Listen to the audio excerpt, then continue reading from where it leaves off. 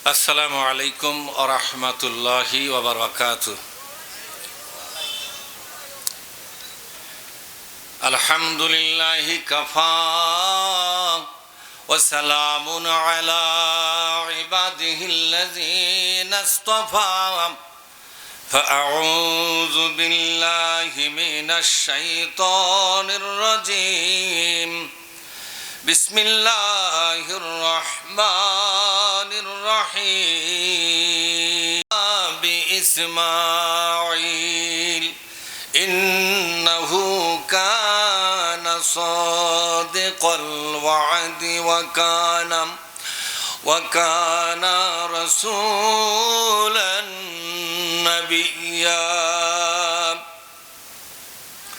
ওয়া কানা ইয়া'মুরু আহলাহু বিস-সালাতি ওয়াজ-যাকাতি ওয়া কানা 'ইনদা রাব্বিহি মারদিয়্যা।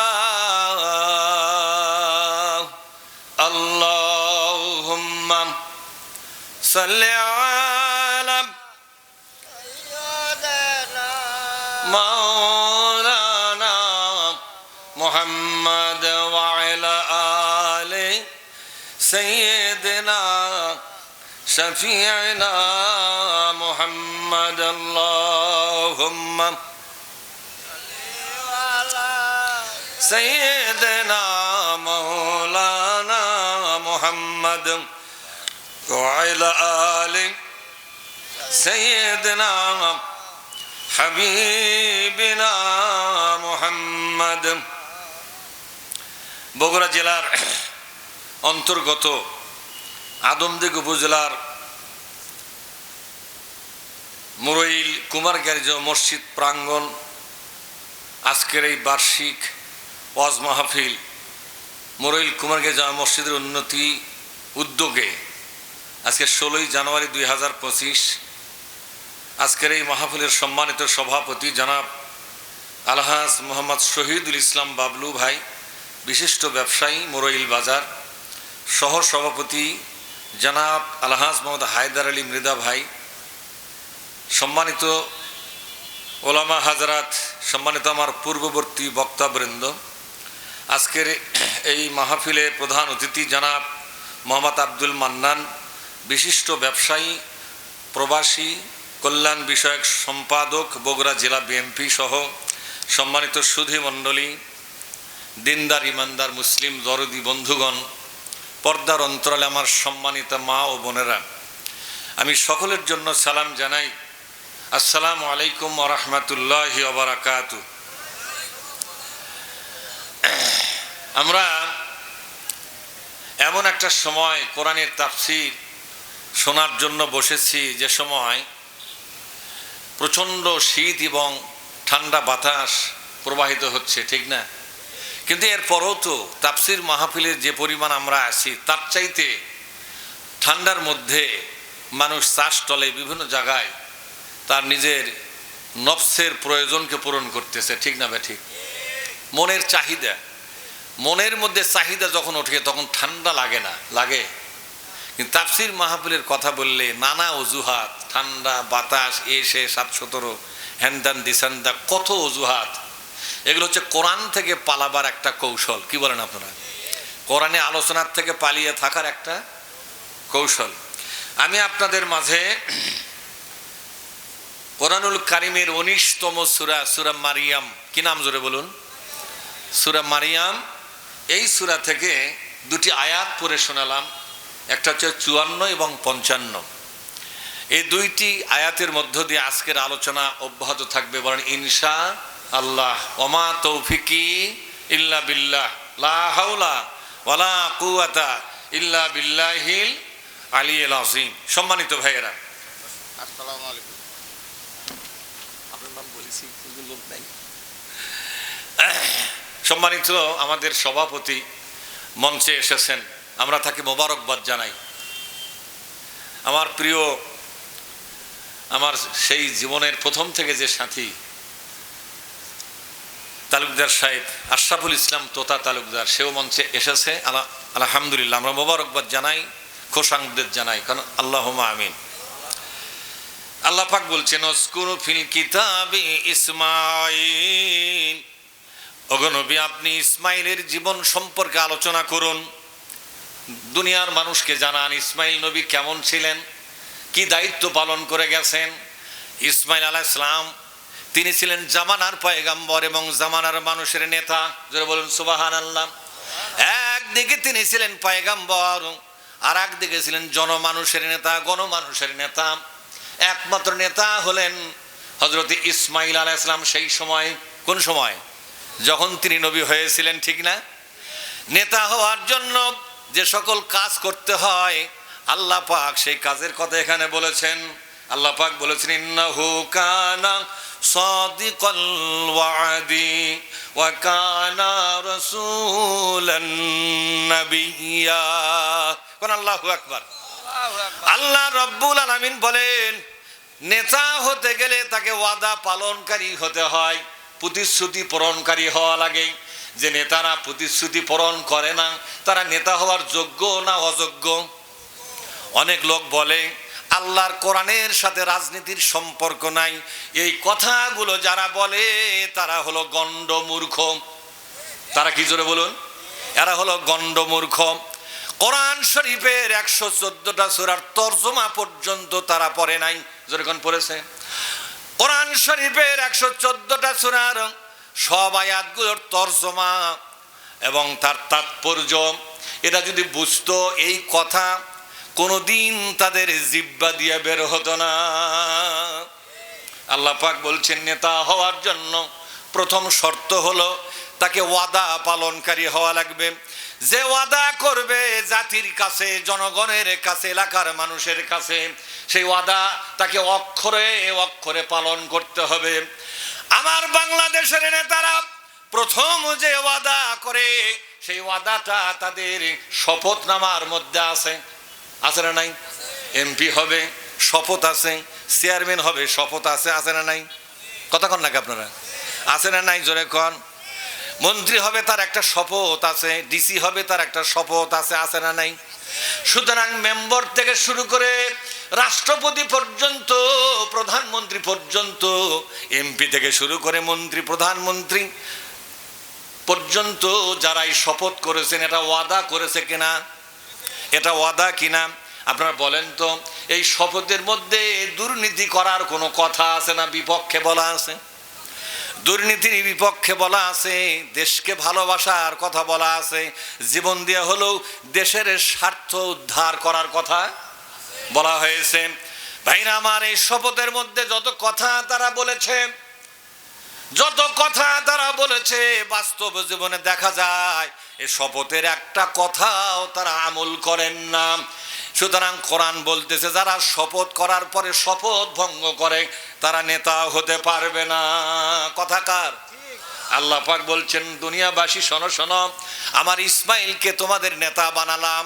নবী রাসূল যখন মানুষের নেতা হয় কিছু লোকের চুলকানি আরম্ভ হয়, হয় কিনা জোরে কন? তারা মনে করেন নবী রাসূলগণ মসজিদ পাহারা দিবে, মাদ্রাসা পাহারা দিবে, সূরা কেরাত শিখা দিবে, নামাজ রোজা শিখা দিবে, মসলা মাসাইল শিখা দিবে, তারা গণমানুষের নেতা হতে পারবে না। কিন্তু আল্লাহ পাক বলছেন না না, আমি এমন নবী বানাই নাই, বরং প্রত্যেক নবী, প্রত্যেক রাসূল যেমন একদিকে ধর্মীয় নেতা আর একদিকে গণমানুষের একমাত্র নেতা। সুবহানাল্লাহ বলেন। বিশ্ব নবীকে যদি শুধু ধর্ম নেতা মনে করেন এটা আপনি নবীকে অর্ধেক মানলেন। বলেন তো, নবীকে অর্ধেক যদি মানেন আপনার ঈমান থাকবে না যাবে? কথা কন নাকি আপনারা? বিশ্ব নবীকে তার পুরা জীবন মানবেন না অর্ধেক মানবেন? কথা কয় না? বাড়ি এদিকে কয়েকজন বসে কথা কয় না। কি ষড়যন্ত্র করে বসে আছে? হায় হায়, মহা ষড়যন্ত্র। কথা কমো না, তোমার কথা ব্যাগরে আল্লাহর ঠেকা নাই, ঠেকা আমাদের। কথা কার? আমরা কথা বললে দুটা সোয়াব পাবো। কথা ঠিক না? হ্যাঁ, আপনার কোরআনের পক্ষে কথা বলতে হবে কিনা? আল্লাহ বলছেন ওয়ারাব্বাকা ফাকাব্বির। বলেন ওয়ারাব্বাকা ফাকাব্বির। আল্লাহর পক্ষে জোরালো কথা বলো। কার পক্ষে? এই হুকুমটা কে দিয়েছেন? আল্লাহর পক্ষে জোরালো কথা বলো। আল্লাহর নাম ও সম্মান মর্যাদা সবার উপরে তুলে ধরো।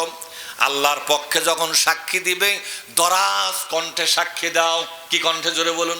তাহলে এবার বলেন তো, বিশ্ব নবীকে জীবনের অর্ধেক মানবেন না পুরাটা মানবেন? নবী জীবনের নামাজ মানবেন, নবী জীবনের রোজা মানবেন, নবীর মতো নামাজি, নবীর মতো রোজাদার, নবীর মতো হাজি, নবীর মতো দাড়ি, নবীর মতো টুপি, নবীর মতো জুব্বা, নবীর মতো আতর মাখা, নবীর মতো খাওয়ার আগে বিসমিল্লাহ, নবীর মতো খাওয়ার পরে আলহামদুলিল্লাহ, নবীর মতো পায়খানা আগে বাম পাও দিয়া ঢোকা আর একটা দোয়া বলা, বের হওয়ার সময় আগে ডান পাও দিয়ে বের হওয়া আর একটা দোয়া বলা, কথা ঠিক না? নবীর মতো ঘুমাবার আগে দোয়া পড়া, নবীর মতো ঘুম থেকে জেগে ওঠার পর আর একটা দোয়া পড়া, সমস্ত কাজ চলে নবীর মতো। কিন্তু বিশ্বের সমস্ত মানব মণ্ডলীর বিভিন্ন কর্মকাণ্ডের জগতে, বিস্তীর্ণ মানবতার জগতে আপনি নবীকে মানবেন না, রাজনীতিতে নবীকে মানবেন না, অর্থনীতিতে নবীকে মানবেন না, শাসন নীতিতে নবীকে মানবেন না, শিক্ষা নীতিতে নবীকে মানবেন না, আপনি অন্য কাউকে মানবেন। বলেন তো, নবীকে গোটা মানা হলো না অর্ধেক মানা হলো? কতক্ষণ নাকি আপনারা বুঝা থাকলে জবাব দেন, নবীকে গোটা মানা হলো না অর্ধেক মানা হলো? অর্ধেক মানা হলো। অর্ধেক করে নবীকে মানবে যারা, তারা মুসলমান হয়ে মরতে পারবে না, মরণ হবে মুনাফিক অবস্থায়। কি অবস্থায়? জোরে বলেন। সুতরাং মানতে হবে নবীকে পুরা না অর্ধেক। আল্লাহ পাক বলছেন, ইয়া আইয়ুহাল্লাযীনা আমানু দুখুলু ফিস-সিলমি কাফা ওয়া লা তাত্তাবিউ খুতুওয়াতিশ শাইতান ইন্নাহু লাকুম আদুব্বুম মুবিন। কার কথা? একটু তাকবীর দিয়ে তো দেখি কার কিরকম ঠান্ডা লাগছে, বোঝা যাবে। যখন ঠিক না, ঠান্ডায় জমে গেছি না, এখন ঈমান আমাদের ভেতরে আছে না নাই? ঈমান একটা আগুনের নাম। কিসের নাম? ঈমান কি বরফের না আগুনের নাম? আগুন। ঈমান হলো এমন একটা আগুন যে আগুনে জাহিলিয়াত পুরে ছাই হবে, ঠিক না? ঈমান এমন একটা আগুন যে আগুনের পাল্লা পড়লে মূর্তি পূজা ছাই হয়ে যাবে, বাতিল চিন্তা ছাই হবে, জাহিলিয়াত মারা যাবে, শয়তান মারা যাবে, কুসংস্কার মারা যাবে, আল্লাহ বিরোধী সকল রসম আওয়াজ পুরে ছাই হবে। তার নাম হলো ঈমানি আগুন। কি আগুন? জোরে কন। তাহলে আপনার মধ্যে ঈমানি আগুন আছে না গেছে? আছে না নিভে গেছে? নারায়ে তাকবীর।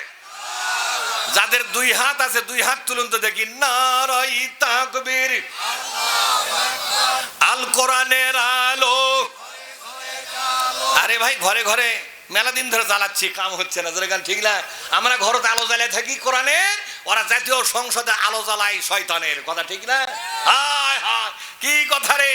সুতরাং আমরা এবার স্লোগান দেবো, আল কোরআনের আলো পার্লামেন্টে জ্বালো। কোথায় জ্বালো? আল কোরআনের আলো,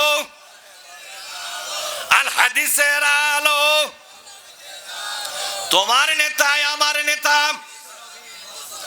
নবী ছাড়া কোন নেতা। সত্যি মানবেন না তো? নবী ছাড়া কোন নেতা তো মানবেন না। আল্লাহ পাক বলছেন, ও ঈমানদারেরা, ঈমান এনেছো, আমি খুশি হয়েছি, কিন্তু তোমাকে ইসলাম পুরাপুরি মানতে হবে। নবীকে মানলে পুরোপুরি মানো, আল্লাহকে মানলে পুরোপুরি মানো, কোরআন মানলে পুরোপুরি মানো না অর্ধেক মানবেন আপনি। অর্ধেক যদি মানেন আর অর্ধেক যদি না মানেন, আল্লাহ বলছেন, ভাই আল্লাহ পাক বলছেন, আমাইয়া ফাআলু যালিকা মিনকুম, তোমরা যদি কোরআন অর্ধেক মানো আর অর্ধেক যদি না মানো, ফামা জাযাউ মাইয়া ফাআলু যালিকা মিনকুম ইল্লা খিজিয়ুন ফিল হায়াতিদ দুনিয়া। এই দুনিয়ায় তোমাকে সম্মান নিয়ে বাঁচতে দেব না, তোমার সম্মান আর মর্যাদা কেড়ে নিয়া দুনিয়ায় লাঞ্ছিত এবং অপমানের জীবন আমি তোমাকে আল্লাহ হয়ে দান করব। তুমি ছিলে আমার আদরের বান্দা, কিন্তু আমার মেজাজটা বিগড়ে দিয়েছো। কে বলছেন এ কথা? ওয়ামান আরাদা আন যিকরি ফাইন্না লাহু মাঈশাতান দানকা ওয়া নাহশুরুহু ইয়াওমাল কিয়ামাতি আমা। কার কথা? সূরা তোহা 20 নম্বর সূরা। কত নম্বর? 20 নম্বর সূরা তোহার মধ্যে আল্লাহ পাক বলেছেন, যে ব্যক্তি আল্লাহর কোরআনের শিক্ষা গ্রহণ করবে না। কার শিক্ষা? আল্লাহর কোরআনের শিক্ষা গ্রহণ করবে না যারা, আমি তাদের জীবনকে সংকীর্ণ করে দেব, আমি তাদের জীবনে অশান্তির আগুন জ্বালাবো। একদিকে আগুন নিভে যাবে, আর একদিকে আগুন জ্বলবে। একদিকে সমস্যা দূর হবে, আরো 10টা সমস্যা তৈরি হবে। পারিবারিক জীবনে শান্তি থাকবে না, তার জীবনে কোনো শান্তির গোষ্ঠী রাখবো না। বলেন তো শান্তি অশান্তির মালিককে? আল্লাহ ইচ্ছা করলে অল্প টাকা তো আপনাকে সুখে রাখতে, ইচ্ছা যদি আল্লাহ করেন 1000 কোটি টাকার মালিক হয়েও কলার গাছে শুইয়া ঘুম পাড়া লাগে। ঠিক না ব্যাটিক? জোরে কন ভাইরা আমার। ইচ্ছা আল্লাহ যদি করে 1000 কোটি টাকার মালিক হওয়ার পরও বাড়িতে শুয়ে থাকার ভাগ্য হয় না, বিদেশে পাগলের মতো চোরের মতো পালায়া থাকা লাগে। ঠিক না ব্যাটিক? জোরে কন। ধরা পড়লেই পিটন। ধরা পড়লে কি? তাহলে বোঝা গেল একটা ভ্যানওয়ালা দেশের মধ্যে অল্প টাকা ইনকাম করে কিন্তু আল্লাহর বিদ্রোহী নয়, আল্লাহ তাকে সুখে রেখেছেন। যেরকম ঠিক লাগবে ঠিক? আমার ভাইয়েরা, আল্লাহর কোরআন বলে তোমরা যদি কোরআন মেনে চলো, যে সম্মান আর মর্যাদায় আছো, আমি আল্লাহ কথা দিলাম তোমার সম্মান আর মর্যাদা যা আছে তার চাইতে আরো বেশি করে দেব। এ কোরআন এসেছে তোমাকে সম্মানিত করার জন্য, কোরআন এসেছে তোমাকে মর্যাদাবান করার জন্য। জোরে বলুন সুবহানাল্লাহ। ভাইরা আমার, আল্লাহ পাক বলছেন আমার ইসমাইল, মনে আছে নাকি? আমার ইসমাইল এমন একজন নেতা জীবনে জনগণের কাছে, আল্লাহর কাছে, বউয়ের কাছে। মানুষ তো অনেক জায়গায় ওয়াদা করে, বউয়ের কাছে ওয়াদা করে কি করে না? বাচ্চাদের কাছে ওয়াদা করে, গ্রামের মানুষের কাছে ওয়াদা করে, দেশের জনগণের কাছে ওয়াদা করে, করে কি করে না? এমনকি কিছু কিছু ওয়াদা আছে তারা আল্লাহর কাছে করে। এ ভাই আপনি এটি আসেন, আরে আমার 5 হাত সভাপতি 5 আপনি 2 হাত দূরে থাকা কি আছে? ঠিক না? তাহলে যদি কোনো গজব হয় যা হয় 2 দিকে হোক, কথা ঠিক না? এবার ফাঁক থোসা খাই, ঠিক বিপদ তো আমাকে এমনি চাপবে আমার মধ্যে। ভাই আমার খারাপ লাগতেছে? বলেন ভালো লাগে না খারাপ লাগে? কারা কারা ভালো লাগে বলতেছেন দেখি? নারাই থাকবে। কোরআন চলবে, যেরকম কোরআন চলবে। আল্লাহ পাক বলছেন আমি এমন নেতা বানালাম, একদিকে তিনি নবী এবং রাসূল, যেরকম সুবহানাল্লাহ। একদিকে ওয়াকানা, বলেন ওয়াকানা রাসূলান নাবিয়্যা। একদিকে আমার ইসমাইল হলো নবী এবং রসুল, আর একদিকে গোটা মানব সমাজের একমাত্র নেতা। তার প্রথম চরিত্র হলো তিনি ওয়াদা পূরণকারী। ওয়াদা করলে জীবন দিয়ে হলো ওয়াদা পূরণ করে দিচ্ছিলেন। সুবহানাল্লাহ পাঠ করেন। শুধু তাই না, আল্লাহ পাক বলছেন ওয়াকানা ইয়ামুরু আহলাহু বিসসালাতি ওয়াজ যাকাত। কোন আল্লাহু আকবার। তিনি নিয়মিত পারিবারিক বৈঠক করতেন। নবী রসুলগণ সবসময় পরিবারে বৈঠক করতেন, মাসে 4 বার। জোরে কোন কয়বার? কথা কন নাকি আপনারা? সমস্ত নবী রসুলগণ প্রতি মাসে 4 বার করে পরিবার নিয়ে বৈঠক করতেন। পারিবারিক বৈঠক। কি বৈঠক? পারিবারিক বৈঠক। কিসের বৈঠক? জোরে কোন। পারিবারিক বৈঠক করতেন মাসে কয়বার? 7 দিন পর পর বৈঠক। এই কথাটা হাদিসের মধ্যে পাওয়া যায়। একদল সাহাবা বললেন ইয়া রাসূলুল্লাহ, আমরা ইসলামের কথা যা বুঝেছি তা প্রত্যেক দিন মানুষকে ডেকে ডেকে বলবো, মিটিং করব। নবী বললেন না, ইসলামের মিটিং প্রত্যেক দিন করলে মানুষ বিরক্ত হবে। ঠিক না ভাই? ঠিক। একদল সাহাবা বলেন ওগো নবী, আমরা 2 দিন বললেন না, 2 দিন পর পর বৈঠক করলেও মানুষ কি হবে? বিরক্ত হবে। একদল সাহাবা বললেন ওগো নবী, 3 দিন পর পর যদি বৈঠক করা যাবে কিনা? নবী বললেন হ্যাঁ যাবে, যদি সম্ভব হয় করো। তবে আমি নবী একটা কথা বলি, 7 দিন পর পর বৈঠক করিও, বৈঠকের মর্যাদা থাকবে। এই বৈঠকে আলোচনা হবে কোরআনের। জোরে কোন কিসের? এই বৈঠকে আলোচনা হবে কোরআনের। উতলুমা উহিয়া ইলাইকা মিনাল কিতাব। এই বৈঠকে আলোচনা হবে কিসের? কোরআনের। আর কোরআন থেকে যখন আলোচনা করা হবে, যারা বৈঠকে থাকবে তাদের ঈমান বাড়বে। সুবহানাল্লাহ পাঠ করেন। ওয়াইজা তুলিয়াত, বলেন ওয়াইজা তুলিয়াত আলাইহিম আয়াতুহু জাদাতুহুম ঈমানাও ওয়া আলা রাব্বিহিম ইয়াতাওয়াক্কালুন। কার কথা? মহাবিশ্বের মালিক বলেন তোমরা যখন বৈঠকের মধ্যে আমার কোরআন থেকে আলোচনা করো, একদল আলোচনা করে আর একদল শোনে, এরকম আছে না নাই? যেরকম বলো তো, আজকের এই মাহফিলে কোরআন থেকে আলোচনা হচ্ছে কি হচ্ছে না? হচ্ছে। একদল আলোচনা আমরা করতেছি, আর একদল বসে বসে শুনতেছে। আল্লাহ পাক বলছেন, কোরআনের আলোচনার বৈঠকে যারা বসে মনোযোগ দিয়ে কোরআন শুনবে, কি শুনবে? জোরে কোন, মনোযোগ দিয়ে কোরআন শুনবে। আমি আল্লাহ কথা দিলাম, যতটুকুন ইমান নিয়ে বৈঠকে বসেছ, ইমান যা ছিল যখন তুমি চলে যাবে এর চাইতে অনেক বেশি ইমানদার বানায়া ফিরাইয়া দেব। জাদাতুহুম ঈমানান, তোমাদের ইমানটা বেড়ে যাবে কোরআনের আলোচনায়। কিসের আলোচনায়? এই জন্য 7 দিন পর পর যখন মুসলমানরা বৈঠকে বসে, তখন তাদের এই কোরআন থেকে আলোচনা শুনতে শুনতে ইমানের মাত্রা যা ছিল তার চেয়ে বাড়ে না কমে? আয়াত দ্বারা বোঝা যায় ইমান বাড়ে এবং কমে। ইমান বাড়ে এবং কখন কমে? যখন মানুষ কোরআনের আলোচনা নিয়মিত শুনবে না, তখন তাদের ইমানটা যা ছিল তার চাইতে আস্তে আস্তে কমে আসে। আর যখন 7 দিন পর পর কোরআন শুনবে, যা ইমান ছিল ইমানটা তরু তাজা হবে। শুধু তাই নয়, আল্লাহ পাক বললেন, আমার ইসমাইল পারিবারিক বৈঠকে সর্বপ্রথম আগে নামাজের অর্ডার দিতেন। আল্লাহর কিতাবের আলোচনা করার পর প্রথম বলতেন, ও বাজান, আগে নামাজ পড়িও, নামাজটা প্রতিষ্ঠা করিও। এই নামাজের কথাটা আগে বলতেন। এখানে আল্লাহর কোরআন বলতেছে, যেই নেতা তার পরিবার নিয়ে কোরআনের আলোচনার বৈঠক বসে না, ওই নেতা মুসলমানদের নেতা হতে পারে না। বলেন তো, বাংলাদেশের সব নেতা কি কোরআনের বৈঠক করে? কথা কন্যাকা করে? ও বেটা করবে, কেউ তো নিজেই কোরআন পড়া জানে না। কথা ঠিক না? আল্লাহর কোরআন বলতেছে, এ কোরআন কার? বিশ্বাস করেন? আচ্ছা, কোরআনের কোনো কথা যে আপনার বিপক্ষে যায়, তাহলে আপনার এই চরিত্র বদলাবেন না কোরআন বন্ধ করে দেবেন? কোনটা করবেন? আপনার কোরআনের কথা আপনার বিপক্ষে গেছে, তাহলে কোরআন বন্ধ করে দেই। যে কোরআন আমার বিপক্ষে গেছে সে কোরআন দরকার নাই বলে দেই আমরা। সমস্যা আছে? বলছে না, সমস্যা নেই। হায় হায়, কি বুঝলো রে? এ কোরআনের কোনো কথা যদি আপনার বিপক্ষে যায়, তাহলে আপনার চরিত্র বদলাবেন না কোরআনই বদলাবেন? চরিত্র বদলা লাগবে না ভাইরা আমার। আল্লাহর কোরআন বলতেছে, মুসলমানদের নেতা সেই হতে পারে যে ব্যক্তি কোরআন দিয়া প্রত্যেক সপ্তাহে তার পরিবারে একটা পারিবারিক বৈঠক করবে। সেই ব্যক্তি মুসলমানদের নেতা হওয়ার যোগ্যতা রাখে, তার জন্য নেতা হওয়া জায়েজ, আর বাদ বাকিগুলার নেতা হওয়া জায়েজ নাই। খারাপ লাগলো? কিন্তু বলেন তো, এই চরিত্র আমাদের দেশের নেতাদের আছে না নাই? আছে। তাও কি নেতা হয়ে আছে না? তাহলে বোঝা গেল এটা জোর করে নেতা হয়ে আছে, ঠিক না? এটা আছে কি করে? নেতা জোর করে নেতা হয়ে আছে।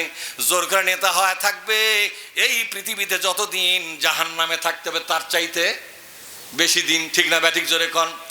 আল্লাহ পাক বলছেন, আমার ইসমাইল নবী নিয়মিত পারিবারিক বৈঠক করে করে তিনি নামাজের হুকুম দিতেন, তোমরা নামাজ পড়ো। ইয়ামুরু আহলাহু বিসসালাতি ওয়াজ যাকাত, এবং তিনি বলতেন তোমরা যাকাত দিও। কি দিও? কিছু নেতা আছে নামাজের রস করে কিন্তু যাকাতের রস করে না, এমন নেতা আছে না নাই? জোরে কোন। অনেক নেতা আছে বিভিন্ন মিটিং এ যায় আর বলে, ভাই আপনারা নামাজ পড়বেন, নামাজ পড়বেন, যাকাতের কথা বলেন না। বলেন তো, টাকার যাকাত কত টাকা? 1000 টাকার 25 টাকা। আর যদি ফসল হয়, ফসলের যাকাত আছে না নাই? ফসলের যাকাতকে বলা হয় ওসর। যেই নেতা শুধু নামাজের রস করে, যাকাতের রস করে না, এটা হলো ফাঁকিবাজ নেতা। কথা কন না আপনারা? এটা কি নেতা? এটা হলো ফাঁকিবাজ নেতা।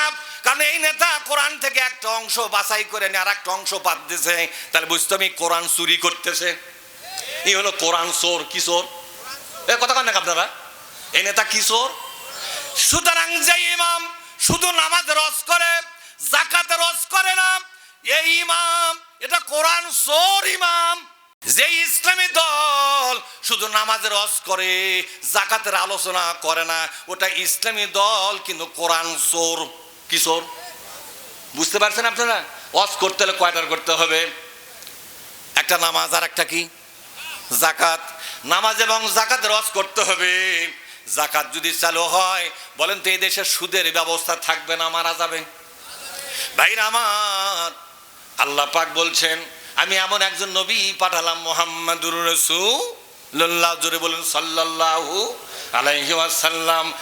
হুয়াল্লাযী, আমার সাথে একটু বলেন তো দেখি, হুয়াল্লাযী আরসালা রাসূলাহু বিল হুদা ওয়া দীনিল হক লিইয়ুযহিরাহু আলাদ-দীনি কুল্লিহি ওয়ালাউ কারিহাল কাফিরুন ওয়ালাউ কারিহাল মুশরিকুন। কার কথা?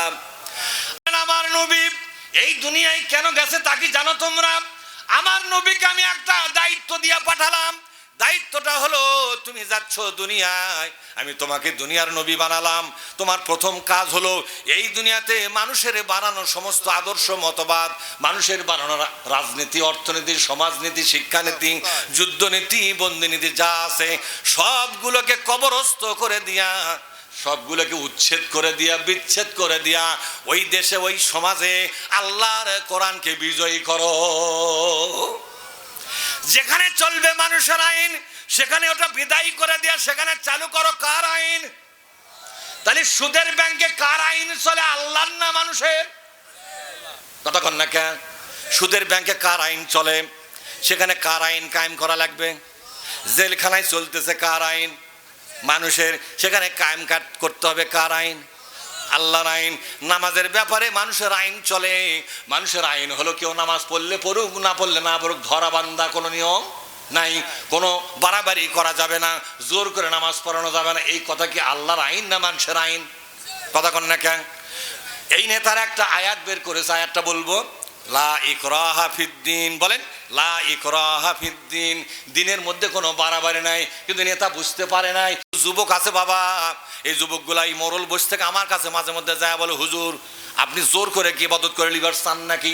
আমি বললাম কেবল তো জোরের কথা শুরু। কি শুরু? কথা শুরু। যেদিন আমরা চান্স পাবো কথা হবে না, সেদিন বাকারি শরীফ শুরু করব।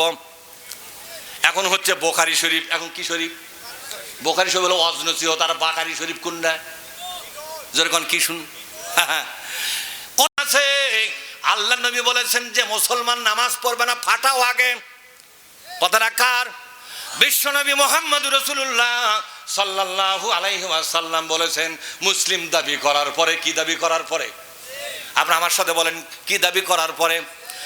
এই যারা কথা কবেন ওটা আবু জেহেলের দালাল। কিসের দালাল ওটা? এই শালা ভুল ধরার জন্য বসে আছে, ঠিক না? ব্যারিক জোরে এখন এই কোরআনের পক্ষে একটা কথা কয় না, এর কাটু খা। আল্লাহ নবী বলেন যাই নামাজ পড়বে না মুসলমান হওয়ার পরে তাকে ফাটাও আগে। জোরে কি করো? আগে ফাটাও। ইমাম আবু হানিফা বলেন, ইমাম আবু হানিফা রাহিমাহুল্লাহু তাআলা তিনি বলেছেন, তার মসনাদে লিখে গেছেন, মুসলমান হওয়ার পরে যারা নামাজ পড়বে না হাত পাও বান্ধা জেলখানায় তোলো। কোন জায়গায়? হাত পাও বান্ধ জেলখানায় তোলো। যতদিন পর্যন্ত পাকা নামাজি না হবে ততদিন জামিন হবে না। নন বেলেবল সেকশন, নন বেলেবল কেস। তাহলে ইমাম আবু হানিফা বলেন এক কথা, নবী বলেন সেই কথা। পড়বে না ওদেরকে কুরবানি দাও।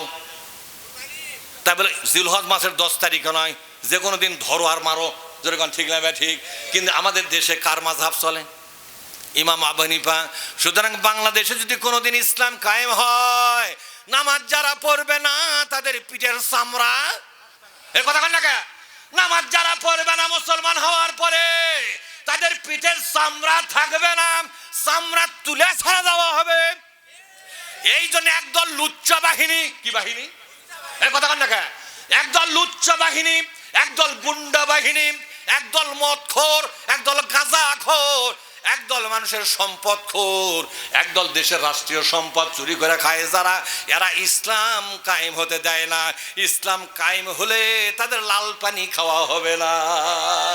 ঠিক না? ঠিক যখন তোরা চেষ্টা করতো যে ইসলাম কায়েম যাতে না হয়, আমরা চেষ্টা করতেছি বাংলাদেশে যাতে ইসলাম কায়েম হয়। দুই দলের দুই কাজ। কথা ঠিক না? ঠিক। আমরা যখন মারা যাব, যাব কার কাছে? কথা কন না, যাব কার কাছে?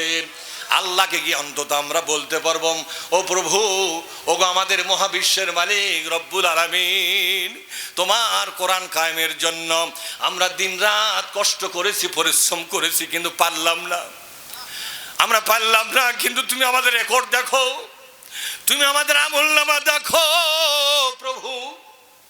একটা দিন নাই, একটা রাত নাই, সকাল সন্ধ্যা পাগলের মতো আমরা দৌড়ালাম, তোমার তৈরি করা মানুষের কাছে গেলাম, তোমার কোরআনের পক্ষে দাওয়াত দিলাম, একটা দিন কায়েমের জন্য, তোমার কোরআন কায়েমের জন্য তাদের জনমত তৈরি করার চেষ্টা করলাম, কিন্তু পারলাম না। সব ছেড়ে ব্যর্থ অবস্থায় দুনিয়া ছেড়ে কবরের মধ্যে এসেছি, কিন্তু মৃত্যুর 1 ঘন্টা আগ পর্যন্ত আমরা এই কাজটা করেছি। বলেন তো, ক্ষমা পাওয়ার সম্ভাবনা আছে না নাই? জোরে কোন ক্ষমা পাওয়ার সম্ভাবনা আছে না? কিন্তু যারা আমাদের কোরআন কায়েম করতে দিল না, বরং ইসলাম কায়েমের ব্যাপারে যারা সমালোচনা করলো, ওরা যা বলবে, আল্লাহ আমাদের জ্ঞান দিয়া, বুদ্ধি দিয়া, শক্তি দিয়া আমরা তোমার কোরআন কায়েমটাকে ঠেকাইয়া দিছিলাম, জান্নাত দাও। বলেন তো, এদেরকে ক্ষমার সুযোগ আছে না গেছে? আল্লাহকে আদর করে কোলত নেবে না আছাড় মারবে? কতক্ষণ নাকি আল্লাহ কি কোলত তুলে নেবে না আছাড় মারবে? ভাইরা আমার, আল্লাহ পাক বলছেন, আমার কোরআনের বিরোধী যারা, তাদের সাথে আমার কিয়ামতের ময়দানে আমি কি আচরণ করব। আমার কোরআন পড়ে পড়ে তোমরা দেখে নাও। কি পড়ে পড়ে? জোরে বলুন। আমার কোরআন পড়ে পড়ে দেখে নাও। একটা দৃশ্য আমি আপনাদেরকে শোনাই। কিয়ামতের দিন আল্লাহ রব্বুল আলামিন কোরআন কায়েমে বাধা যারা, তাদের সাথে কি আচরণ করবেন, এ কথাটা কে বলেছেন? জোরে বলুন। আল্লাহ পাক বলছেন, বান্দা শোনো শোনো, ওয়াসিকাল্লাযীনা কাফারু ইলা জাহান্নামা যুমারা, ওয়াসিকাল্লাযীনা কাফারু ইলা জাহান্নামা যুমারা। আল্লাহ পাক বলছেন, জাহান্নামে এদেরকে ঠেলে নিয়ে যাওয়া হবে। কি করে নিয়ে যাওয়া হবে? অসিক মানে হলো ধাক্কা মারা। অসিক মানে কি? গলা ধরে যা আল্লাহ কি পাচুরে হাটিস না, কি আছে কইসা 5 হাত লাগতি, এর নাম হলো অসিক। অসিক মানে কি কন্ত? এক একটা ফেরেশতা ওসির মতো দায়িত্ব পালন করবে। ওসিরা যদি কোনো আসামের উপর খেপে যায়, বলেন তো আদর করে চুমা খায় না 5 হাত লাত্তি মারে? কথা কন না কে? আমি একবার কুড়িগ্রামে কেবল এই লাত্তি মারিছি কোরআন পড়ে। আমার সভাপতি এ হচ্ছে আপনি যেভাবে লাত্তি মারলেন, মনে হচ্ছে এটি কিয়ামতের ময়দান শুরু হচ্ছে, সেইভাবে মানুষের তফসির করে। আমার তো কলজাত ভয় ধরে গেছে। আমি বললাম, আজই ভয়, কালকে তো হবে তোমার পরাজয়। কথা ঠিক না? ভাইরা আমার, আল্লাহ পাক বলছেন, ওয়াসিকাল্লাযীনা কাফারু ইলা জাহান্নামা যুমারা।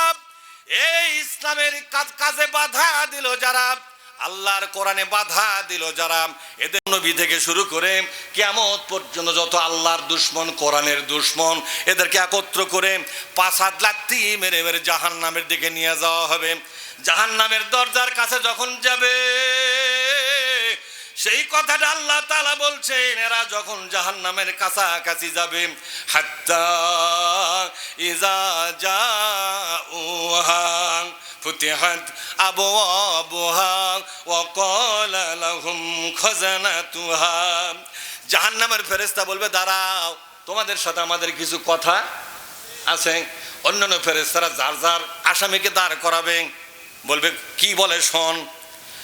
ওই ফেরেশতারা হলো জাহান্নামের কি বলা হয়, এই যে জেলখানার যে প্রধান থাকে কি বলা হয়? আমাদের জেলখানার যে প্রধান, তার নাম কি? জেলার নাকি? এরা হলো জাহান্নামের জেলার। জাহান্নামের দ্বার রক্ষী ফেরেশতা বলবে, দাঁড়াও, তোমাদের কাছে কি আলাম ইয়াতিকুম রুসুলুম মিনকুম ইয়াতলুনা আলাইকুম আয়াতি রাব্বিকুম। এ যারা বলবেন আল্লাহু আকবার, ওরা কি খাচ্ছে রে? বাল্লি খাচ্ছে নাকি? জোরে কোন আল্লাহু আকবার।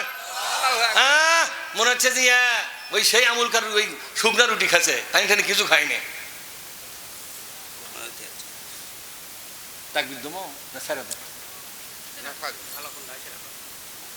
আলোচনা শেষ করি।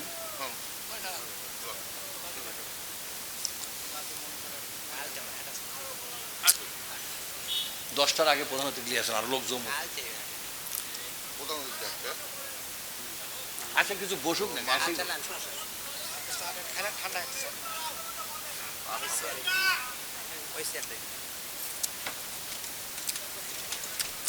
ঠান্ডা ভালো হয়েছে আমার ভাইয়েরা। এবার আল্লাহ বলছেন,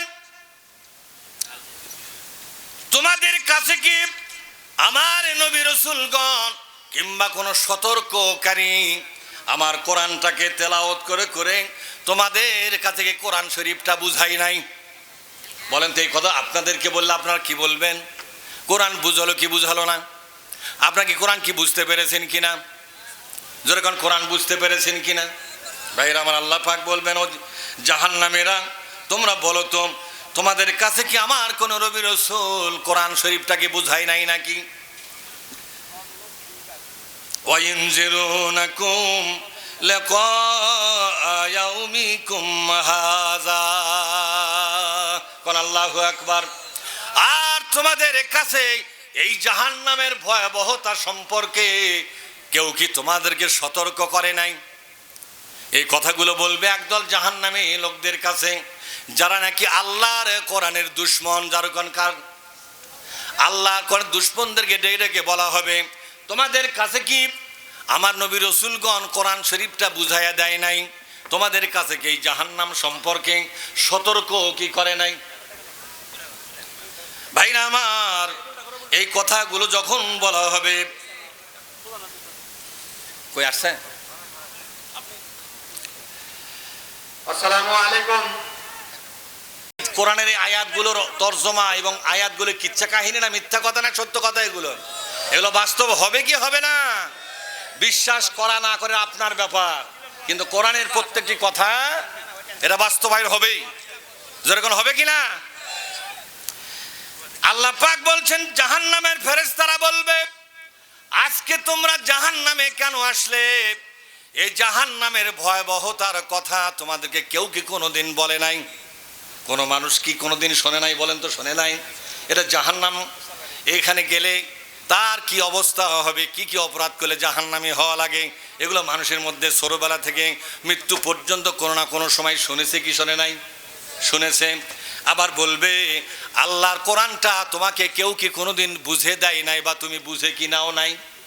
তারা তখন সবাই মিলে বলবে, কি বলবে দেখেন, কলু বালা, আমরা কোরআন শুনেছিলাম, জাহান্নামের ব্যাপারে আমরা সতর্ক হয়েছিলাম, কিন্তু ওয়ালাকিন হাক্কাত কালিমাতুল আযাবি আলাল কাফিরিন, কিন্তু আমরা কোরআনের কথাগুলোকে মেনে নিতে পারি নাই, এই জন্য আল্লাহর শাস্তি আমাদের উপর কার্যকর হয়ে গেল। নাউযুবিল্লাহ। এবার আল্লাহ তাআলা বলবেন, কাইলা দুখুলু আবওয়াবা জাহান্নামা খালিদিনা ফিহা ফাবিইসা মাসওয়াল মুতাকাব্বিরিন। আল্লাহ বলবে, তাহলে জাহান্নামে ঢোকো। এই জাহান্নামী তারাই যাবে যারা অহংকারী। অহংকার মানে হলো কোরআনের এত সুন্দর আদর্শের কথা তাকে বলা হলো, তার পছন্দ হলো না, নিজের মস্তিষ্ক নফস অনুযায়ী সে জীবন চালালো, কোরআনের বিপরীত মতাদর্শ বিপরীত চিন্তা চেতনা নিয়ে জীবনটা সমাপ্ত করে কবরবাসী হয়ে গেল। এটাকে বলা হয় অহংকার। এই অহংকারের কারণে আল্লাহ তাকে জাহান্নামের মধ্যে ঢুকায়া দিলেন। এরপর আল্লাহ তাআলা বলছেন, তোমরা যারা কোরআনের পক্ষে কাজ করো তোমাদের জন্য শুভ সংবাদ দিয়েছেন কে? যেরকম কে? আল্লাহ পাক বলছেন, ওয়াসিকাল্লাযীনা তাকাউ রাব্বাহুম ইলাল জান্নাতি যুমারা। আল্লাহ পাক বলছেন, যারা নাকি আল্লাহর ভয়ে, জাহান্নামের ভয়ে, কবরের আযাবের ভয়ে, যারা নাকি অন্যায় ছেড়ে দিল, মিথ্যা ছেড়ে দিল, প্রতারণা ছেড়ে দিল, মানুষের ক্ষতি করা ছেড়ে দিল, আল্লাহ বেজার হয় এমন কাজ বন্ধ করে দিল, লটারি ছেড়ে দিল, জুয়া ছেড়ে দিল, ঘুষ খাওয়া ছেড়ে দিল, সুদের সাথে সম্পর্ক বিচ্ছিন্ন করলো কার ভয়ে? এমনকি বিবাহ করার পর যে মহারানা ধার্য করা হয়েছিল, মহারানা পরিশোধ করে দিল কার বিচারের ভয়ে? আল্লাহর বিচারের ভয়ে। পাওনাদারের পাওনা বুঝে দিল।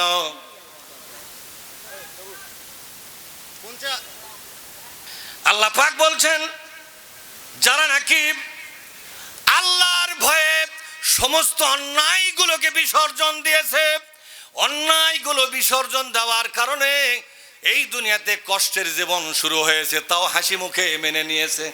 ঠিক না? ঠিক জোরে কর। হাসি মুখে মেনে নিয়েছে। এরা যখন মারা যাবে, এই লোকদের দুনিয়ায় তেমন কোনো সম্পদ ছিল না, বাড়িঘর ছিল না, সুখ শান্তি ছিল না, ভালো বিছানা ছিল না, ভালো খাট পালঙ্ক ছিল না, কিন্তু তাদের কলিজাটা ঈমান দিয়ে ভরা ছিল। কথা ঠিক না? তাদের কলিজাটা ঈমান দিয়ে ভরা ছিল। এই লোকগুলোকে আল্লাহ তাআলা বলছেন, আর যখন কিয়ামতের ময়দানে কবর ফেটে বের হবে, এদেরকে ফেরেশতারা এসে ওয়েলকাম জানাবে, গার্ড অফ অনার জানাবে। সুবহানাল্লাহ পাঠ করুন। সালামুন, বলেন সালামুন কাওলাম মির রাব্বির রহিম। তোমাদের জন্য মহাবিশ্বের মালিকের পক্ষ থেকে আজকে অভিনন্দন জানানো হচ্ছে, অভিনন্দন জানানো হচ্ছে, গার্ড অফ অনার জানানো হচ্ছে। এদেরকে ফেরেশতারা নিয়ে যাবে জান্নাতের দিকে। এরপর আল্লাহ তাআলা বলছেন, তাদেরকে বলা হবে জান্নাতে সম্মান করে করে কোলে করে নিয়ে যাওয়া হবে। জোরে বলুন সুবহানাল্লাহ।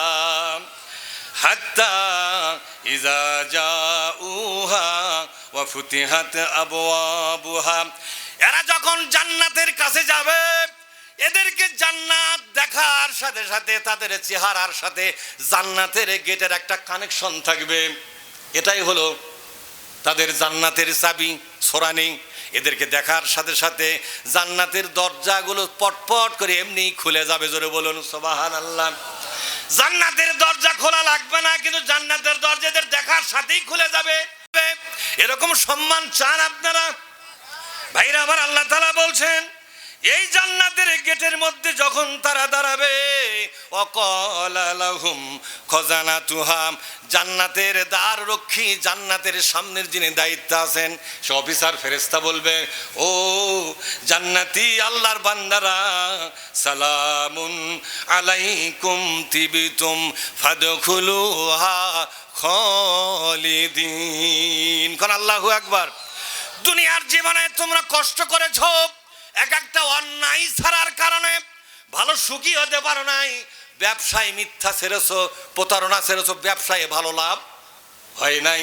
সুতরাং হালাল পথে থাকতে গিয়া তোমার দুর্বিষহ জীবন যাপন করা লেগেছে, কষ্টের জীবন যাপন করা লেগেছে।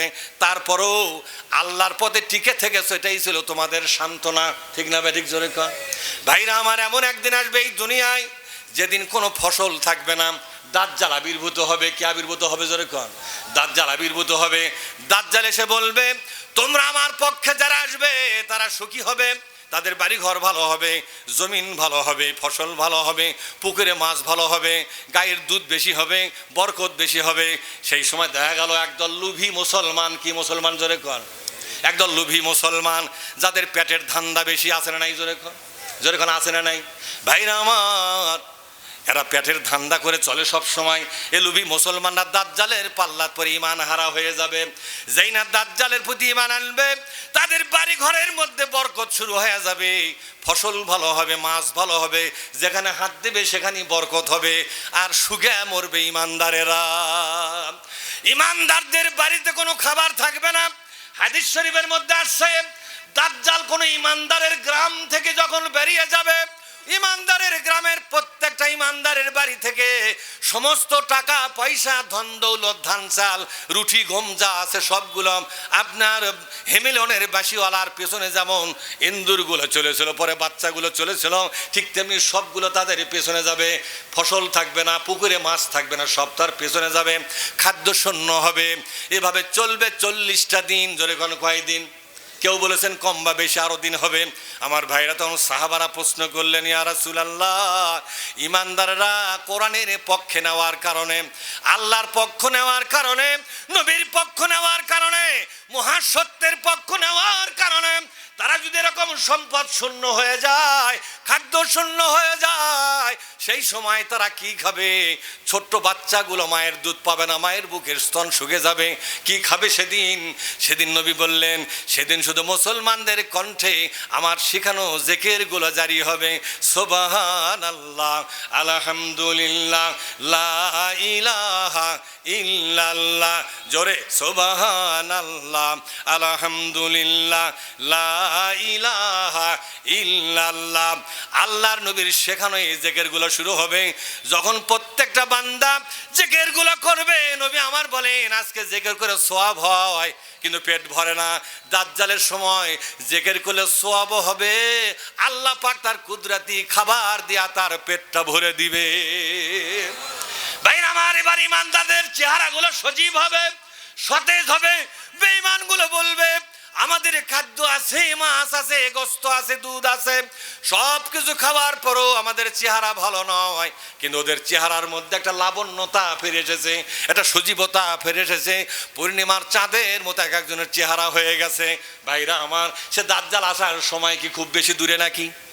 যেরকম বেশি দূরে নাকি?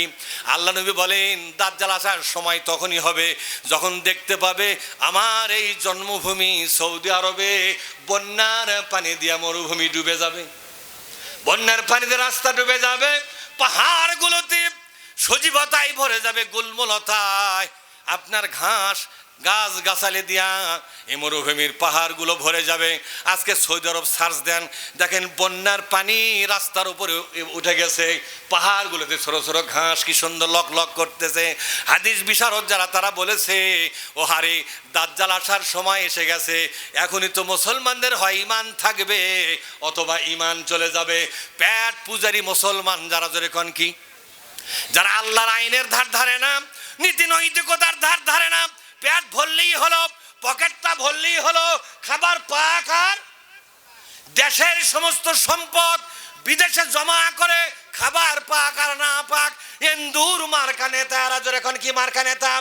আমি এজন্য এদেরকে এন্দুর মার্কা নেতা বলেছি। আমি ছোটবেলায় যখন আব্বার জমিতে যেতাম, কাটার সময় দেখি অনেকগুলো ধানের শীষ নাই।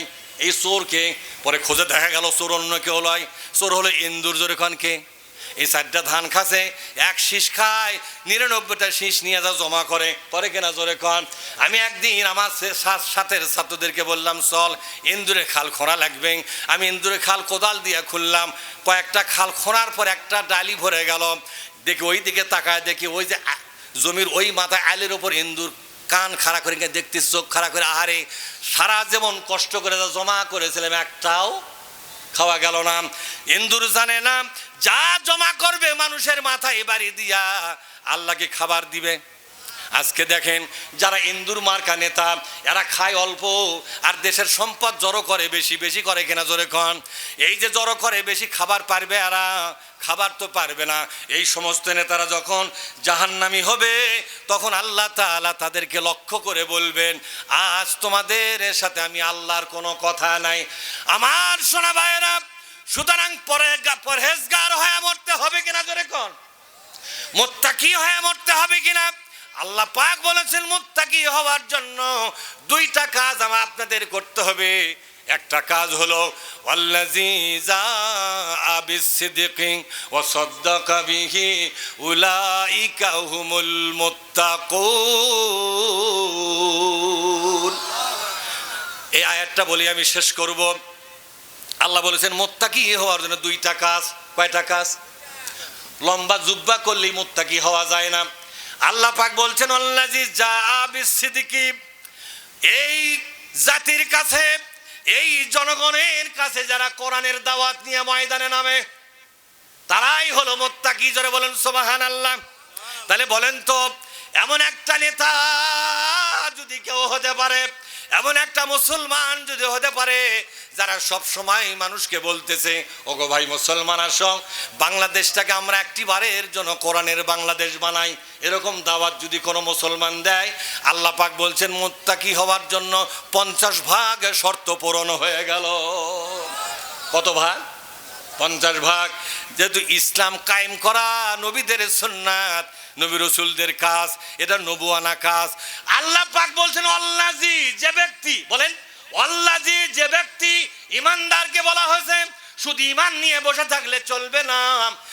ইমানের দাবি হলো আল্লাহর কোরআনের সমাজ কায়েমের জন্য ময়দান আপনার দাবি তুলতে হবে। দাবিটা হলো আন আকিমুদ্দিন ওয়ালা তাতাফাররাকু ফীহি, আসো সবাই ঐক্যবদ্ধ হও, বাংলাদেশে আমরা কোরআন কায়েম করব।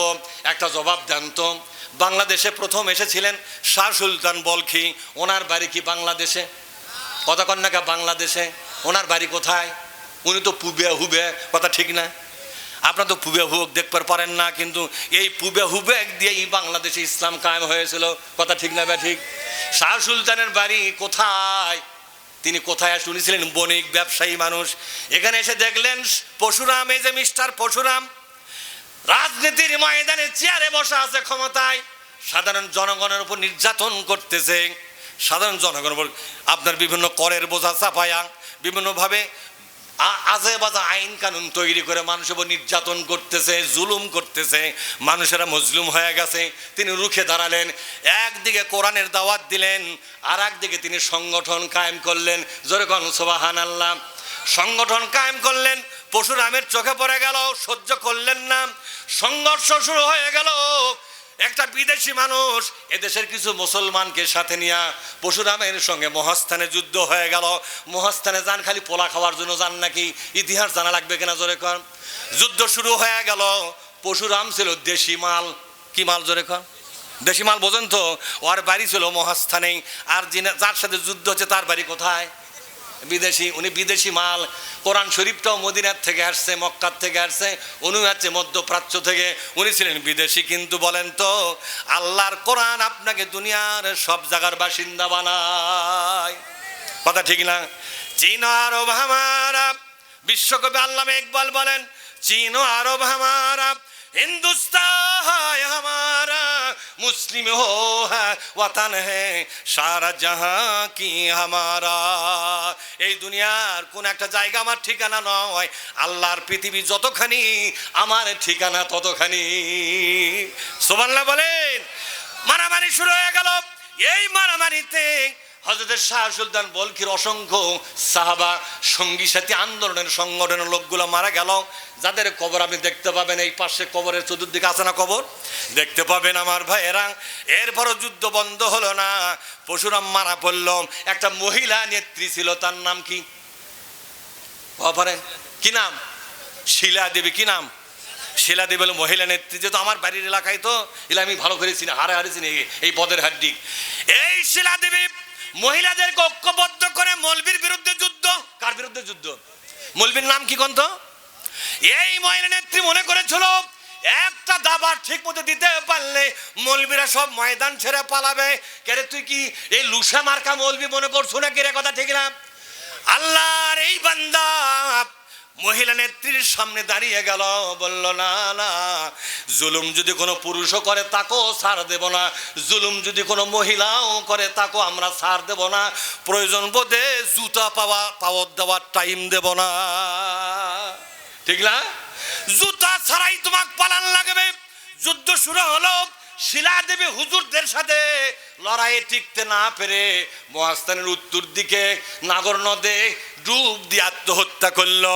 চলে গেল, পরশুরাম মরে গেল। সেখানে একটা পতাকা উড়ালো, ওখানকার সংসদে একটা পতাকা উড়লো। ওই পতাকার মাঝখানে উপরে থাকলো চাঁদ তারা, আর নিচে থাকলো লা ইলাহা ইল্লাল্লাহু মুহাম্মাদুর রাসূলুল্লাহ। আচ্ছা আপনারা বলেন তো, আপনারা কি বিদেশি না দেশি? কথা কন না, দেশি না বিদেশি? মিথ্যা। আপনি দেশি না বিদেশি? আপনি দেশি। বিদেশি হ্যাঁ, যে কামটাগুলো দেশি হয় সে কাম করেন না কে? কথা ঠিক না? ঠিক। কিয়ামতের ময়দান যদি কায়েম হয়, যদি কি কায়েম তো হবেই, কথা ঠিক না? যেদিন কায়েম হবে, এই দেশি মাল যারা আছে, আমি একটা দেশি বাংলাদেশি, আল্লাহ যদি আমাকে প্রশ্ন করে, তোর দেশে বিদেশ থেকে যা শাসনতন্ত্র কায়েম করলো কোরআনের, জোরে কোন ঠিক না? ওরা যখন ময়দানে থাকলো, একের পর এক কোরআনের আন্দোলনে লোক মারা যাচ্ছিল। আল্লাহর কাছে হাত তুলল এবং বলল, মাতা নাসরুল্লাহ, বলেন মাতা নাসরুল্লাহ, ও প্রভু তোমার সাহায্য আর কতদিন পর আসবে, আমরা শেষ হয়ে গেলাম। আল্লাহ পাক তাকে জানাই দিল, আল্লাহ অপেক্ষা করা লাগবে না, আরেকটু আগাও, আরেকটু আগাও। ও শাহ সুলতান, আরেকটু আগাও। আলা বিনাসরিল্লাহি কারীম, কিছুক্ষণের মধ্যেই সাহায্য এসে যাবে। জোরে বলেন সুবহানাল্লাহ। সাহায্য এসে গেল, ইসলাম কায়েম হয়ে গেল। এই গেল একবার, শাহ সুলতান গেল একবার, এবার শাহজালাল গেল একবার। কয়বার হলো বলেন তো? এবার যদি ইসলাম কায়েম হয় তাহলে কত নম্বর হবে?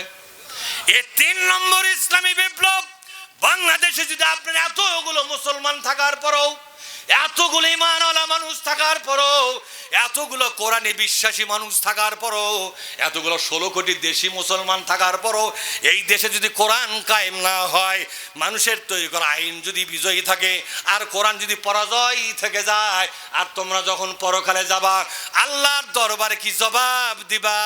হিসাব এখন থেকেই করা দরকার আছে না নাই? আল্লাহ পাক বলছেন, ওরাই তো মুসলমান ওয়াল্লাযী জাআ বিসসিদকি ওয়াসাদ্দাকা বিহি, যারা কোরআনকে বাস্তবায়নের জন্য ময়দানে নামে। কথাটা কে বলেছেন?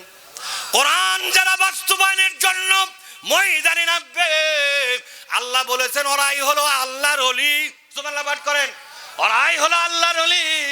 ও মুসলমানেরা, মসজিদের মধ্যে আরবি খুতবা শোনেন একটা, এই খুতবার শেষে একটা কথা বলা হয়। সবাই তো আরবিতে শোনেন, বাংলা তো বোঝেন না, বোঝেন কি বোঝেন না আল্লাহই জানে। সেখানে বলা হয় মান কারা আল কোরআনা, হাদিসটা বলে নেমে যায়, বলেন আমার সাথে, মান কারা আল কোরআনা ফাস্তাজাহারাহু ফাআহাল্লা হালালাহু ওয়া হাররামা হারামাহু আদখালাহুল্লাহুল জান্নাহ ওয়া শাফাহু মিন আশারাতিন কাদ ওয়াজাবাত লাহুন নার, রাওয়াহু তিরমিজি ওয়া আবু দাউদ ইবনে মাজাহ। আল্লাহর নবী বলেন, যারা কোরআন পড়ে, এটা কি আরো জোরে কান, এটা কি? যারা কোরআন পড়বে, যারা কোরআন পড়বে, ফাস্তাজহারাহু, ইস্তাজহার করবে, এই কোরআনকে বিপ্লব করার জন্য উঠে পড়ে লাগবে যারা। এই কথাটা বিশ্বনবী বলে গেছে। বিশ্বনবীর কথা বললে আপনার গাও জ্বলে কে? কথা বল না কেন? বিশ্বনবীর এই কথাটা যখন শোনার পরে আপনার গাও জ্বলতেছে, মনে করতে হবে, মুখে বলো তুমি মির্জা সৈয়দ মহাতেজস্বী বীর পাঠান, সব কিছু তব হওয়া সম্ভব নও শুধু তুমি মুসলমান। আল্লাহ নবীর এই কথাটা যারা শোনার পরে গাও জ্বলে, কেমিতে গাও জ্বলে মুসলমান আছে না গেছে? যাদের কলজা জ্বলতেছে, আমি জানি না কার কার জ্বলতেছে, নিচেও জ্বলতে পারে, ওপরেও জ্বলতে পারে, অথবা এই নিচে উপরে কোনটি না জ্বলে বাজারত জ্বলতে পারে, অথবা বাজার না জ্বলে পাথরত জ্বলতে পারে, পারে কেন জোরে কোন? তবে আল্লাহর কোরআন বলতেছে কারো না কারো জ্বলবি। যার গাও জ্বলল, এই লোকটাকে আল্লাহ পাক বলেছেন এরা হলো কাফের। এ কথা কন না কেন?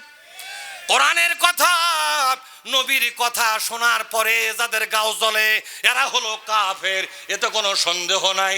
ওয়াইন সামা, বলেন ওয়াইন সামা ওয়া সাল্লা ওয়া জামা আন্নাহু মুসলিম। ওয়াইন সামা মানে যদিও তারা রোজাদার, যদিও তারা নামাজি, যদিও তারা হাজি, যদিও তারা দাবি করে মুসলমান, আল্লাহ বলেছেন কোরআন শোনার পরে, হাদিস শোনার পরে অন্তরের মধ্যে, রক্তের মধ্যে জ্বলে যাদের, তারা হলো টাটকা কাফের। বিশ্বাস হয়? কারা কারা বিশ্বাস? হাত তোলেন নিচে উপরে সবাই। কারা কারা বিশ্বাস করেন? নিচে উপরে বিশ্বাস করলে দুখানা হাত আল্লাহকে দেখান। বিশ্বাস হয়? তারা কি টাটকা? এখন হাদিসটার বাংলা অনুবাদ বলেই চলে যাই। দোয়া করবেন আমার জন্য নাকি? দোয়া করবেন তো? আচ্ছা, একটা দাওয়াতও দেই এর আগে। হাদিসের বাংলা অনুবাদ করার পর আগামীকাল এই চাউল হাটি কোরআনের তাফসির হবে। কি হাটি? চাউলের বাজারে একটা ঘরের মধ্যে কোরআনের তাফসির হবে। মাগরিব টু এসে আপনাদের সবার দাওয়াত। দেখি বাপের বেটা কে কে যায় আর যায় না। দেখা যাবে না জোরে কোন? দেখা যাবে না? কোরআনের ভক্ত কে কতখানে আছে কালকেই বোঝা যাবে। যাবে কেন জোরে কোন? একটা টাকা লাগবে না, ফ্রি। যা তাবরক আমরা কিনে পারবো তাকে খাওয়াবো। বিস্কুট পারি, পোলা পারি, খিচড়া পারি, যা পারি তাই কিনাবো। খুশি না বেজার? সিনকে এক লোক করছে পেট ভরে না দিলে যায় কি হবে? দেখছেন কি রকম লোক রে, ওই খাওয়া ছাড়া কিচ্ছু বোঝে না। আমি বললাম তাহলে আমার মিতার কাছে যা, তুই কোটি খাস তো খিলাবে। কথা ঠিক না? কিন্তু আমার কাছে আছে এমন লোকের কাছে করছো, আমি মোল বিমান সবার টাকাই থাকে না, ঠিক বলে। তারপর আমার ভাইরা মিতাজি খিচড়া পোলা পাক, সে কি পোলা একজন করছে কি খালি গোস্ত দিয়ে পোলা। আমার যা আফসুস হয়ে বুঝলেন, যেটা কাম করে মানুষে, এই আপনার ওটি পোলা নিয়ে এসে বাড়িতে খাচ্ছে, আমার 3 জন খাইছে খালি গোস্তই খালি। এই কথা শোনার পর আমার মাথায় এমনি অটো হয়ে গেল যে যা সে একটা প্যাকেট পালেও কাম হলো নি। কিন্তু এরপরেও কিছু লোক করছে, এটা কি কাম হলো? ভাই রে, আল্লাহর কোরআন দিয়ে পেট ভরান, খাদ্য দিয়ে মানুষের পেট ভরানো যখন যাবে। কোরআন শোনার পরে মুসলমানদের কলিজাটা ঠান্ডা হয়ে যায়। যখন ঠিক না? আল্লাহ নবী বলেন, ও মুসলমানেরা, মান করাল কোরআন, মান মানে যারা, যে ব্যক্তি, মান মানে যারা বা যে ব্যক্তি, করা মানে পড়ে, পড়াশোনা করে। এ কোরআন পড়াশোনা করে কি মানে কি? এ কোরআন পড়ে, বোঝে এবং এটাকে বিশ্বাস করে, এর নাম হলো মান করাল কোরআন কোরআন পড়ে, কোরআন বোঝে এবং বিশ্বাস করে। ফাস্তাজহারাহু, ইস্তিজহার করে। ইস্তিজহার মানে হলো এ কোরআনটাকে বাংলাদেশে বিজয় করার জন্য রাত দিন উঠা পড়ে লাগে, পরিশ্রম করে, কষ্ট করে, নিজে বোঝে, মানুষকে বুঝায়। এরকম লোক বাংলাদেশে আছে না নাই? যেরকম আছে না নাই? এই ব্যক্তি নবী আমার বলেন, এই ব্যক্তি যখন মারা যাবে, আহাল্লা হালালাহু, এই কোরআন যেই কাজগুলোকে বৈধতা দিয়েছে সেটাই সে বৈধ বলে মেনে নেয়। ও হারামা হারামাহু, নবীর হাদিস, এই শব্দটা উচ্চারণ হচ্ছে মুহাম্মাদুর রাসূলুল্লাহর কাছ থেকে, ঠিক না? সাল্লাল্লাহু আলাইহি ওয়াসাল্লাম। নবীর কথা আজও বাজে মুসলমানদের কাছে, মুসলমানদের ভালো লাগে না। মিতেজি আমার বসে আছে দেখে কথাগুলো বলতেছি। এদিকে আমার এক ছোট ভাই আছেন, ওদিকে আমার তালুকদার সাহেব আছেন, আমার সোহাগ, আমার স্নেহের ভাতিজা, এরা আছে বলেই তো না টানে টুনে কথা বলতেছি, ঠিক না?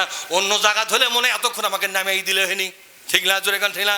আমার 12 বছরকার মুসল্লি আবু হাসান আছে, আমি ওনার ইমাম ছিলাম দৌরপুর মসজিদে 12 বছর। কয় বছর? 2000 থেকে 2012 সাল পর্যন্ত ইমাম ছিলাম। এই জন্য আদম দিকে গেলেও তেমন একটা প্রেরণ খাওয়ার কোনো ভয় লাগে না আমার। শিয়াল সোনা আমার মুসল্লি, ডর মারলে হয় শিয়াল সোনা মারে, না হইয়ারা মারে। কি করে খায়? ডর মারে। এই দুই গ্রুপে আমার মুসলিম খালি কয় যে মান্নান হুজুর নেই, কামি অকাম।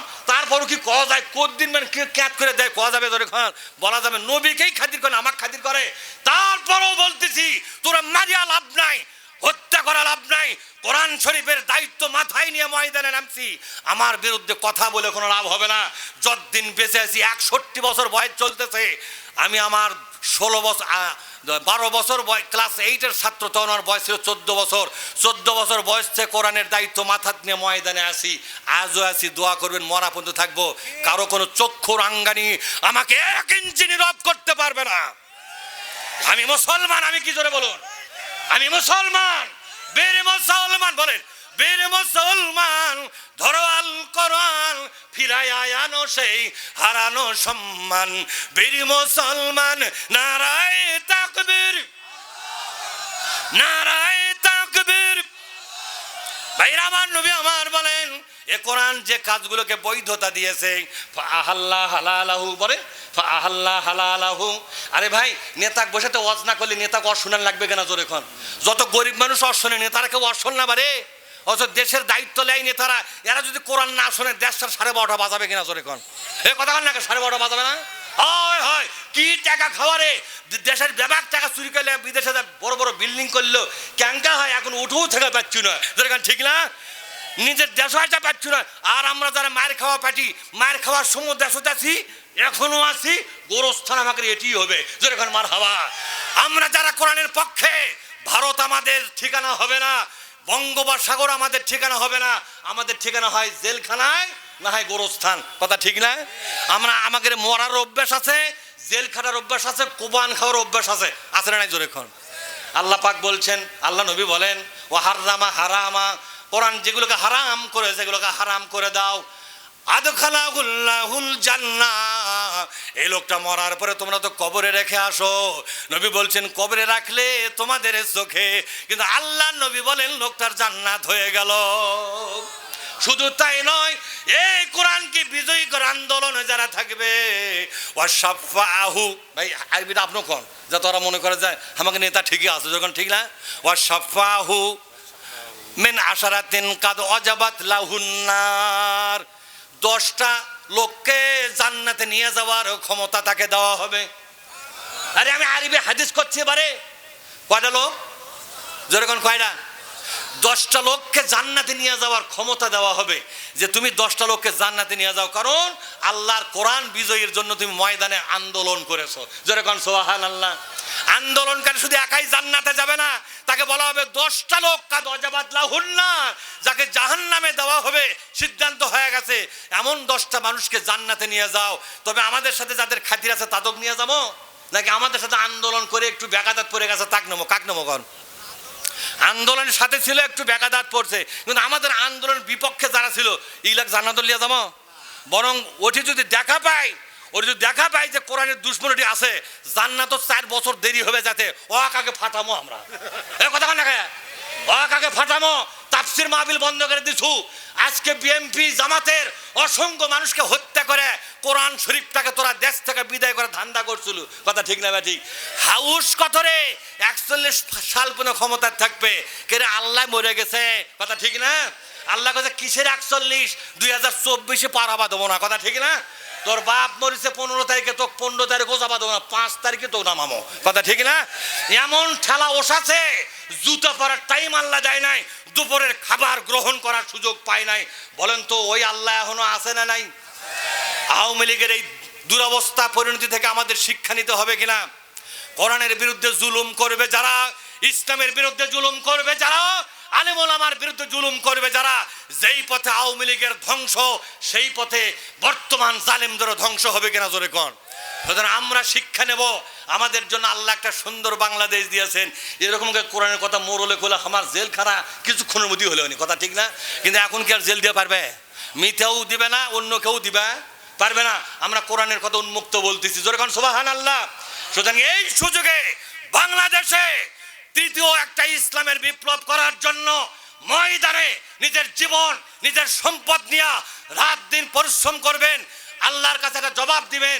আমরা পারিয়ান না পেরান্ত চেষ্টা করেছি, রাজি আছো করা, দুটা হাত তুলে দেখাও আল্লাহকে। নারায়ে তাকবীর, আল কোরআনের আলো, বিপ্লব বিপ্লব, বলেন বিপ্লব বিপ্লব, দুনিয়ার মুসলিম, দুনিয়ার মুসলিম।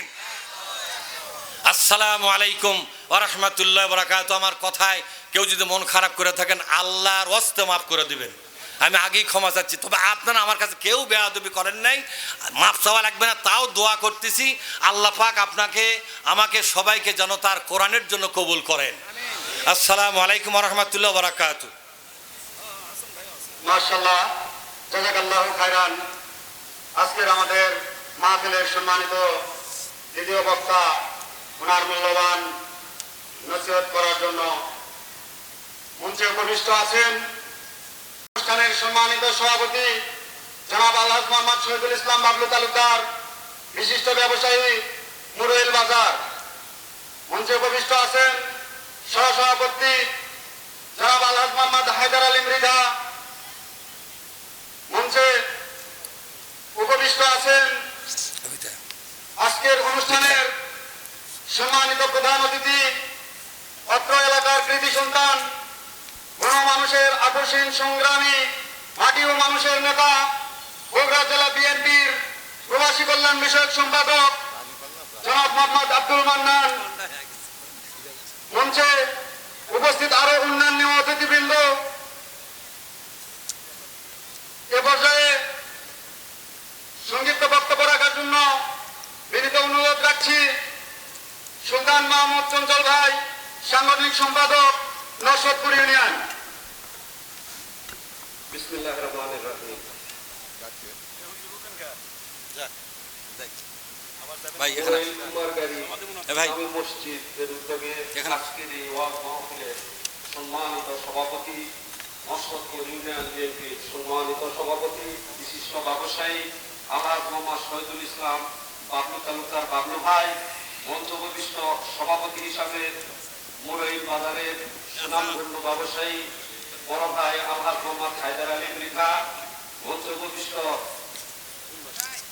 প্রধান অতিথির আসন অলঙ্কৃত করেছেন পশ্চিম বগুড়ার কৃতি সন্তান, কোন মানুষের নেতা, আনন্দিকি দুপচাচা এলাকার ভবিষ্যৎ, প্রবাসী কল্যাণ বিষয়ক সম্পাদক, বগুড়া জেলা বিএনপির জনাব আলহাজ আব্দুল মান্নান ভাই, মঞ্চ উপবিষ্ট আনন্দিক উপজেলা বিএনপির সম্মানিত সংগ্রামী সাধারণ সম্পাদক বড় ভাই আবু হাসান হাসান